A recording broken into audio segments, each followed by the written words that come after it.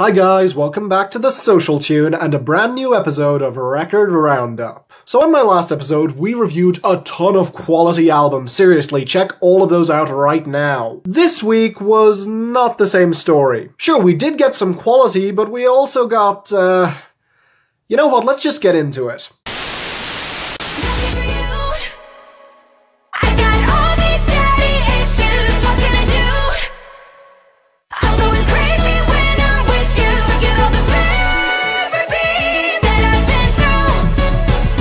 I have been dreading this. Ever since I heard Sorry Not Sorry and how it blatantly ripped off Chance the Rapper, I have been anticipating Demi to drop a gospel album. And funny thing is, on paper, that does not sound like the worst idea to me. I mean, it's not quite as good a fit for her voice as pop rock is, as she's clearly proved in the past on Confident and Cool for the Summer, but she does have a really good, strong voice, so maybe it would work out. But all of my hopes were dashed when I saw that this album had 10 producers, 3 of whom had worked on Sorry Not Sorry, with one of those producers being, no joke, DJ Mustard. And even if you just look at the lead-off single, the mixing and the vocal balancing there was way off. So I went in, crossing my fingers, but with a sinking feeling. And it's not good, guys. And honestly, I wish my biggest problem was the production. Oh, it's still pretty awful across the board, with Demi's voice never being placed quite right within the mix. Not that it helps that most of these instrumentals feel unfinished, and to top it all off, there's Demi herself. Regardless of the content here, and trust me, we'll get to that in a second, Demi's performance on this album frequently made me burst out laughing, which I don't think was her intention. She's so overwrought and over the top on this album that I can't take any of it seriously. It's like when you've got an actor who's overacting in a serious drama. Which brings us to the content, the part that really pissed me off about this album. Remember how her last album was titled Confident, and the best songs off of that were about her own independence as a woman, standing on her own 2 feet and feeling comfortable within her own skin? Well, this album does a complete 180 and sets her back about 5 years. The title is a dead giveaway of what to expect here, with song after song about Demi being submissive or hurt or... Seriously, Demi, why would you do this? Now granted, I don't know what's going on in her life at the moment, and if she wants to make this because it feels therapeutic, great, good for her. But that doesn't excuse the over-singing or the bad production, which is at its absolute worst on Daddy Issues, where she's obsessed with this guy who she's desperate to be with, even though he only ever seems interested in her when he wants sex. But even though he's really good at leaving, she thinks she can change him. And even though she knows that she can do better, she can't help it because she's got daddy issues. That's just toxic and unpleasant, not to mention the brain-stabbing production on that track. The only song here that I can legitimately call really good is Sexy Dirty Love. Yeah, it's not on the same level as some of the best singles from that last album, but the mixing is competent, and at least it seems to be a song where her and this guy are on equal footing. Hell, if anything, Demi seems to be the one who's more likely to take control. And I guess Ruin the Friendship is okay, with her getting romantically involved with one of her friends. But again, they're on equal footing there, and the production and the oversinging are still a factor. Every other song here either made me laugh because of how ridiculous it was, or made me feel unclean. In other words, solid 4 out of 10. Demi, you are capable of so much better, so please go back to doing that. Please. I bet you feel so high, got your head in the cloud, but you still come around like, ooh, I seen what you started, I know what you promised, you're on and you're popping like, ooh. So as we speak, Cardi B's massive hit Bodak Yellow is one of the biggest hits in the world. And frankly, I just find myself thinking of all the other better underground rappers that we could have got onto the charts. And if there's one that deserves a lot more attention, it's Rapsody. Most hip-hop fans will probably know her for her verse on Kendrick Lamar's Complexion on To Pimp a Butterfly. As for me, I've seen her pop up on a number of other people's projects with great guest verses, particularly Anderson .Paak's Malibu last year. So when I saw that Anderson had a couple of features on her album, that just made sense. And if you need another reason to check this out, Kendrick shows up here too, as does Busta Rhymes, Black Thought, BJ the Chicago Kid, and many more. And I'll be the first to admit that I was a little worried with the number of features on this. On her studio albums, Rapsody has always impressed me, but I could never really call any of them great, and I was afraid that just adding in more artists would distract her from her arc as an artist. Yeah, that was not the case. In fact, this is one of the best hip-hop albums that I've heard all year, and I am absolutely recommending that you all go check it out because it is just great. great, with a lot more replay value than I expected. Now I'll admit, on my first couple of listens, I wasn't too happy with this. A lot of this album does take its time to latch onto you, but once it does, you will be hooked. Now with that said, if you're looking for an arc or a story to this album, you're going to be disappointed. What this is a collection of songs with topics that Rapsody wants to talk about. From love to sex to double standards of beauty to power and what that means to different people. And all of that's done with great punchlines and turns of phrase that really did impress me. Rapsody isn't at her most expressive here, with the exception of the final couple of tracks, but she's laid back and cool in a way that's just really infectious and impressive. And as for the last track, in the vein of Open Mike Eagle, it ends with a hell of a gut punch. As on Jesus Is Coming, Rapsody's homegirl dies in her arms. And the production across this album really does aid to its enjoyment, as do the hooks on songs like Black and Ugly, Sassy, Pay Up, and especially OoWee, where Anderson .Paak gives a hell of a performance and proves once again why he's one of the best R&B singers working today. Which brings us to our features, most of whom are great. Obviously Kendrick is great, as he acts as a great counterpoint to Rapsody, giving his definition of power. But then you get Nobody with Anderson .Paak, Black Thought, and Moonchild, all of whom do a great job. And while BJ the Chicago Kid is as impressive as always on his features, the real surprise for me came on a Rollercoaster jam called Love, which featured Gwen Bunn and Music, of all people, the guy who made that underrated gem Half Crazy in 2002. Now with all of that said, this album does have some weaknesses. For as varied and interesting as the production is on this album, Ridin was easily the most bland and generic song here, even though GQ's verse was great. And for as much as I did like You Should Know, Busta's verse wasn't great. In fact, it was a little uncomfortable. If you've heard the song, you know what I mean. And in case you haven't picked up on this yet, you should check this out. Too many people will overlook this album, but most critics are vehemently praising it, and I am right there with them. Strong 8 out of 10, great job, Rapsody. So glad that I can finally give you the props you're due. Keep it up. The sky is more blue in Malibu next to you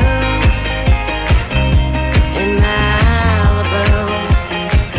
The road of Miley Cyrus's career is a fascinating and messy one. Obviously, she grew up under the watchful eye of the Disney Corporation, where she released several songs under the Hannah Montana moniker. After working in pop and country for years, she left Disney and had her bad girl phase, which was more funny than anything else. But she would eventually get that somewhat under control when she released Bangers, which contained some bad songs, but also some of her best to date. Then she promptly abandoned that and had her hip-hop phase, which was just a disaster, and we all prayed that she would move on quickly. And luckily she did, releasing Miley Cyrus and Her Dead Pets in 2015. And it made her hip-hop phase seem golden. I mean, that album was just awful, making my and many other people's worst albums of the year list. So when she released Malibu earlier this year and most people started criticizing her for going back to releasing sterile pop music, I really didn't get what all the fuss was about. For one, at least it wasn't more of what we got on Dead Pets, and for another, like I said, Miley Cyrus goes through genres at an alarming rate. This wasn't anything new. And personally, I don't really mind it. Yeah, you heard right, Younger Now is actually a solid album with some legitimately good songs on it. Now, let me clarify, it's not great, it's only barely good. But again, it's way better than her last album. And although many have said that this doesn't feel anywhere near as genuine as her last album,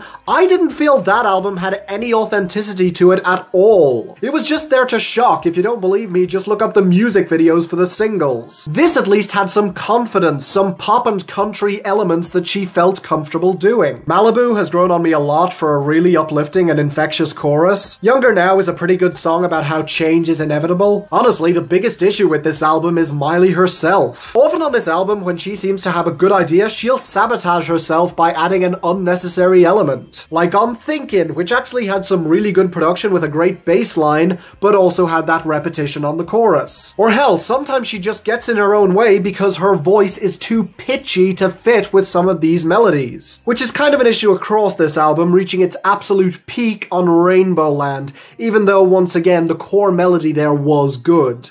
So in the end, I support this move for Miley. I just think that she's more comfortable in pop and country, and that's where she should stay. And so, I'm giving this a light 6 out of 10. Solid work, Miley. I never thought I'd be praising you more than Demi in a video, but well done. Just, please don't veer back to any of your other previous styles, okay?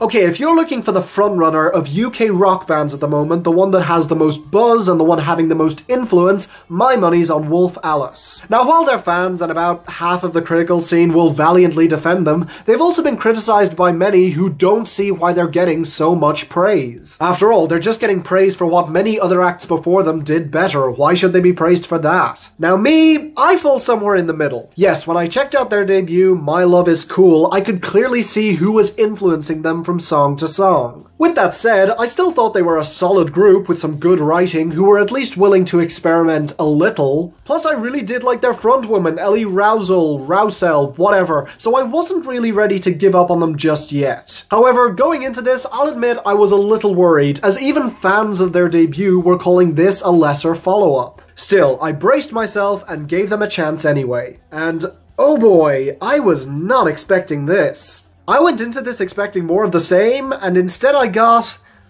one of the best albums of the year. No joke, I really love this. A lot more than I expected, and a lot more than their last album. And the reason is that this album is impressively diverse and catchy. After just a couple of listens, I could sing along to pretty much every single song here, with many of them being a ton of fun. From the upbeat guitars on Beautifully Unconventional, to the angry punk stylings of Yuck Fu, to the appropriately spacey and otherworldly Planet Hunter, to the threatening atmosphere of Formidable Cool. All of these songs are amazing with some great hooks. And while I will praise Ellie singing on all of these songs, as she does sound great across this album, the best moments for me are when she drops into an almost spoken word cadence on the verses on songs like Sky Musings and especially Don't Delete the Kisses. And lyrically, this album is a bit dense but fairly easy to decode. Basically, it's about how our perception of life can greatly influence our behavior. The album starts out with a funeral for a friend on Heavenward,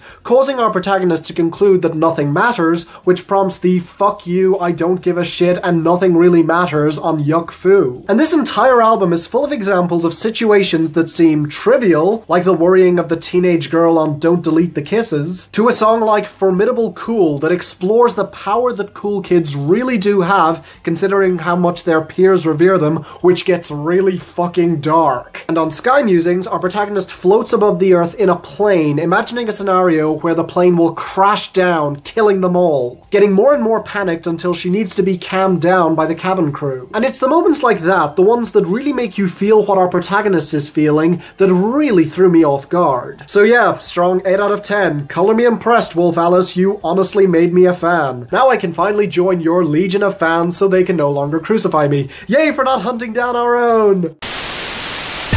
20,000 deep up in the street like we some warriors. My mama told me never bow your head. Whoa. I feel glorious, glorious. Got a chance to start again.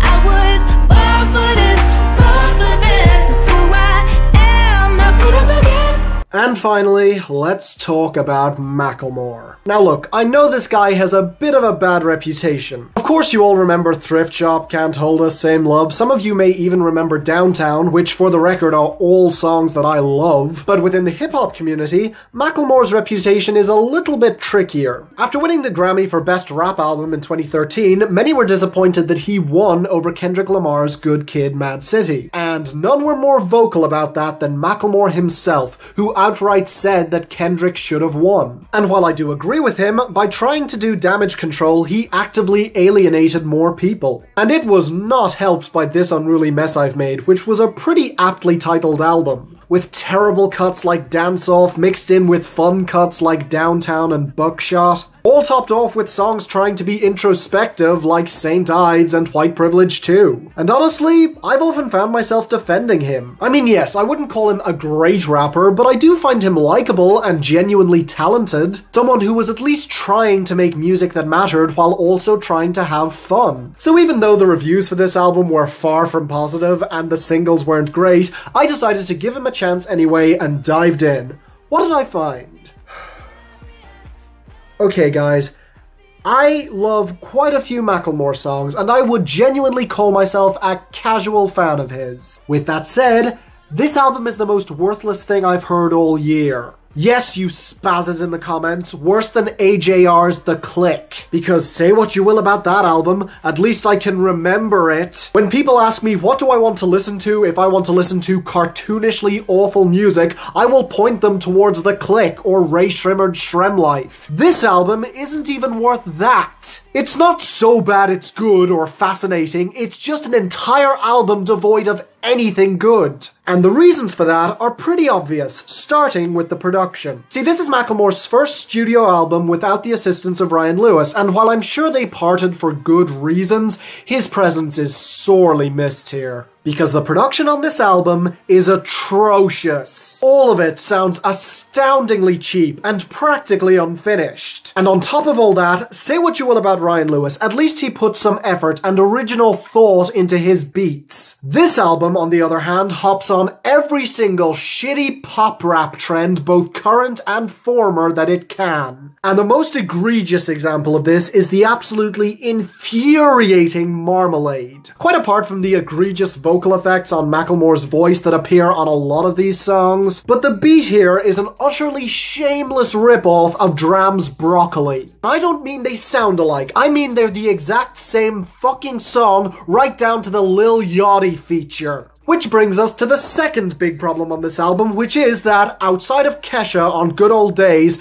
every single performer here, including Macklemore, is terrible. I said before that the lead-off singles were bad, but Glorious is honestly the best song here. As at the very least, at least Macklemore has some energy on his verses. But everywhere else on this album, he just sounds completely checked out, as if he wanted to make this album about as much as I wanted to listen to it. And considering his personality and enthusiasm is one of his biggest draws as an artist, that's a big fucking problem. Even the songs here that are meant to be goofy are more lecherous than anything else. And unfortunately, pretty much all of his guests let him down. Lil Yachty sounds even more asleep than usual on Marmalade. Kesha is at least somewhat trying, but can't salvage what a bore Good Old Days is. Skylar Grey renders the only decent song here merely passable. And every single other artist here, from Eric Nally's terrible Childish Gambino impression to Dave B's blatant Chance the Rapper ripoff, thoroughly bored me, bringing nothing new or interesting to the table. And that's not counting a song like Willy Wonka featuring Offset, which is a genuinely hellish song and is one of the worst songs that I've ever heard. Seriously, fuck that track. And at the end of the day, that could apply to this entire album. The content is either pointless or he's done it before, the production is awful while still ripping off a bunch of people and doing it much worse, and it's all done with a lack of passion or enthusiasm for music that drove me away from this more definitively than anything else could. So if you haven't guessed yet, it's a 1 out of 10, and only because Macklemore can sometimes construct his bars in an interesting way, and at least Kesha is kind of trying. So yeah, if you thought this unruly mess I've made was bad, and for the record, I don't really, listen to this. It should drown your criticisms for that album pretty definitively,